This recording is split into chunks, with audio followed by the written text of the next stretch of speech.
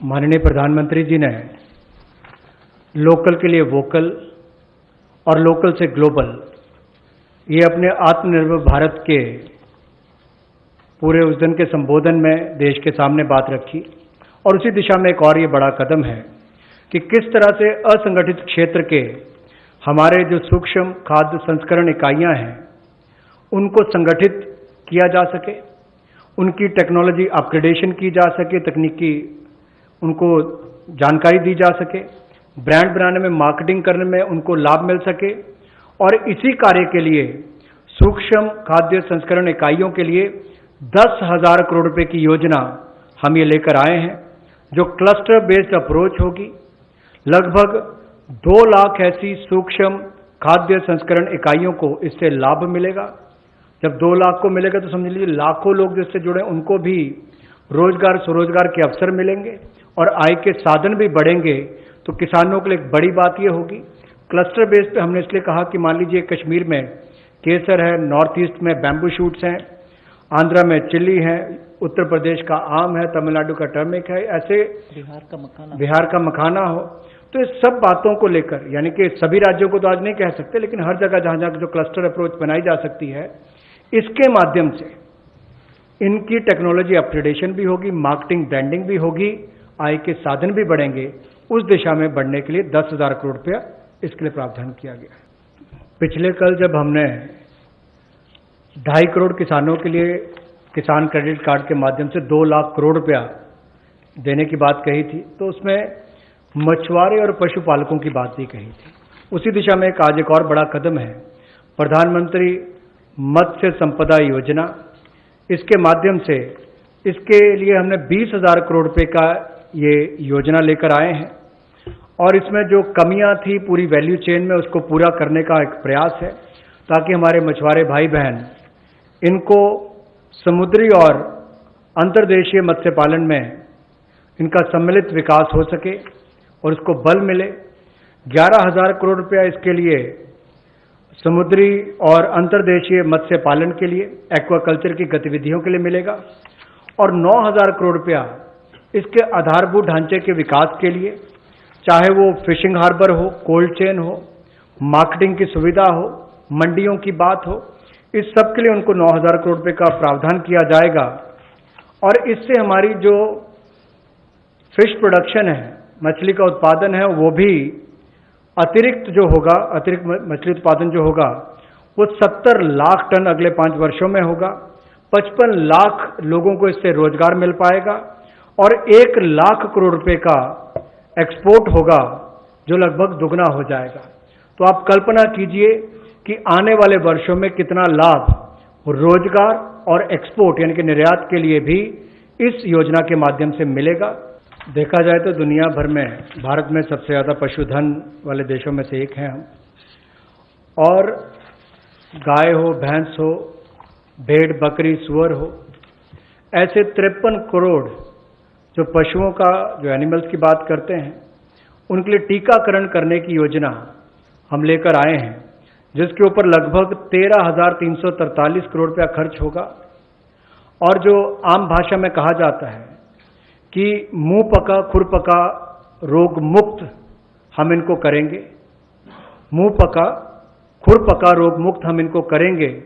ऐसे 53 करोड़ पशुओं को इससे निजात मिलेगी। 13,343 करोड़ रुपया इसके ऊपर खर्च होगा। ये फुट एंड माउथ डिसीज से उनको मुक्ति मिलेगी। इससे हमारे प्रोडक्ट्स की अंतर्राष्ट्रीय स्तर पर भी और मांग बढ़ेगी और स्वीकार्यता बढ़ेगी और इससे हमारे दूध उत्पादन में उसमें भी बढ़ोतरी होगी और पशुओं को भी एक अच्छा जीवन जीने का अवसर। हर्बल कल्टीवेशन की प्रमोशन के लिए लगभग 4,000 करोड़ रुपए का प्रावधान इस प्रोजेक्ट के माध्यम से किया जाएगा और 10 लाख हेक्टेयर में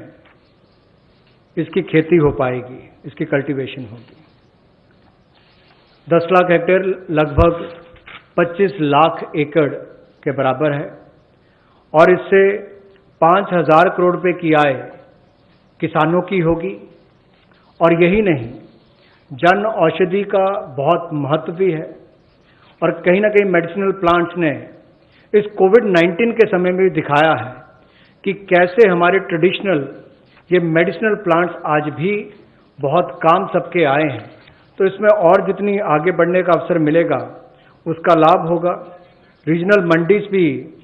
इसके लिए उसका नेटवर्क तैयार किया जाएगा और गंगा के किनारे भी ऐसे हजारों एकड़ में इसको प्लांटेशन की ड्राइव भी चलाई जाएगी।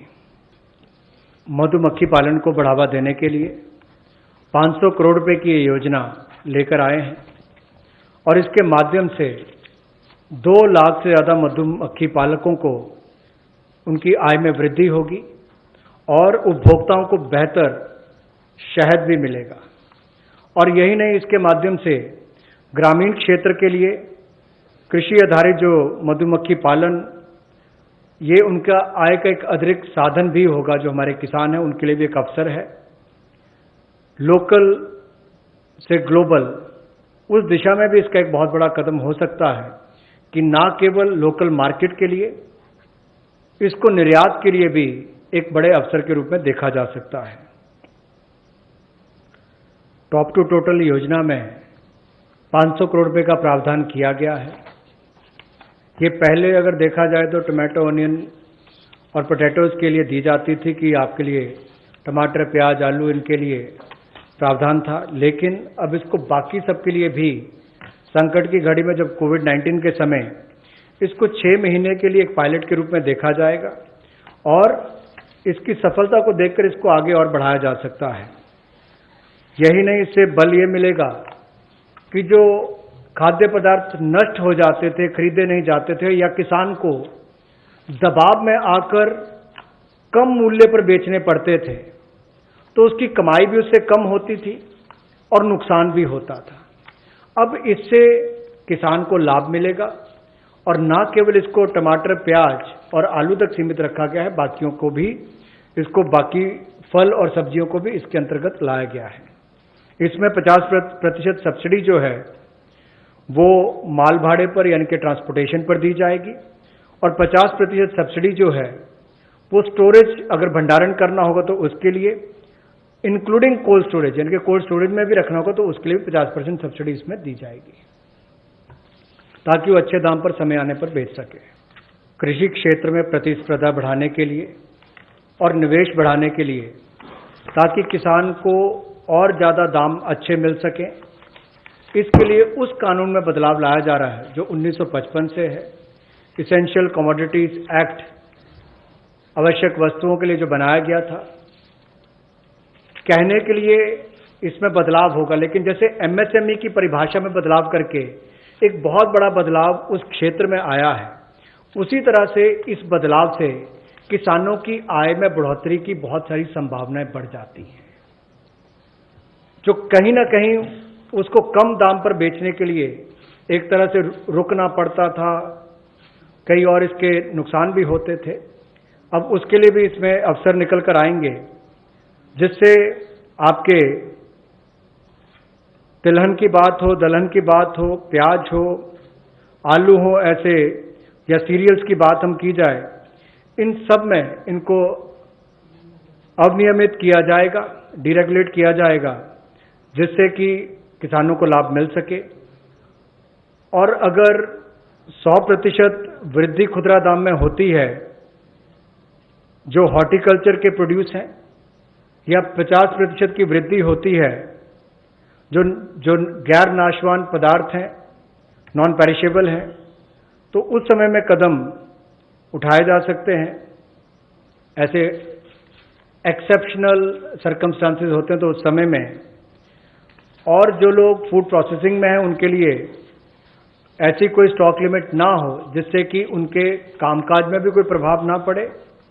और वैल्यू चेन में भी कोई उसका नुकसान ना हो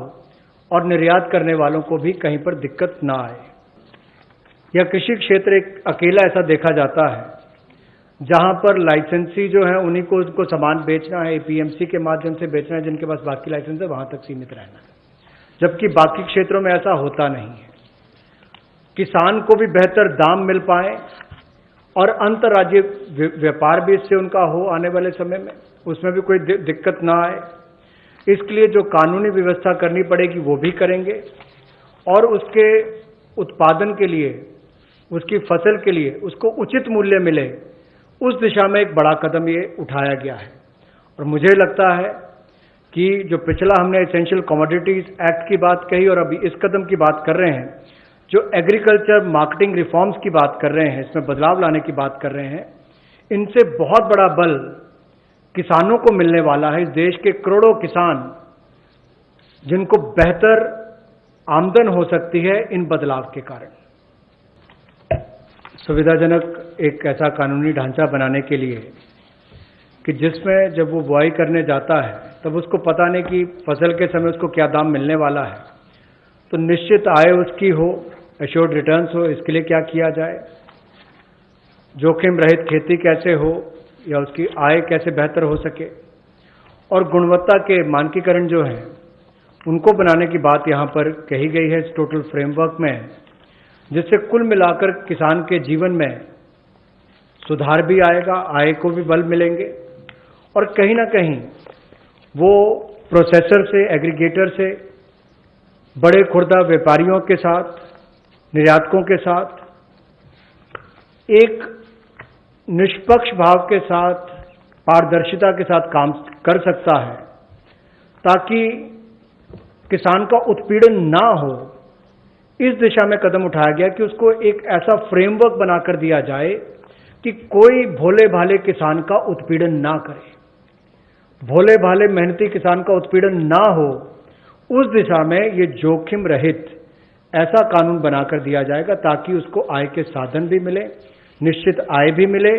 और उसका उत्पीड़न भी ना हो। उस दिशा में कदम उठाए जाएंगे, रिफॉर्म्स उस दिशा में ये कदम है।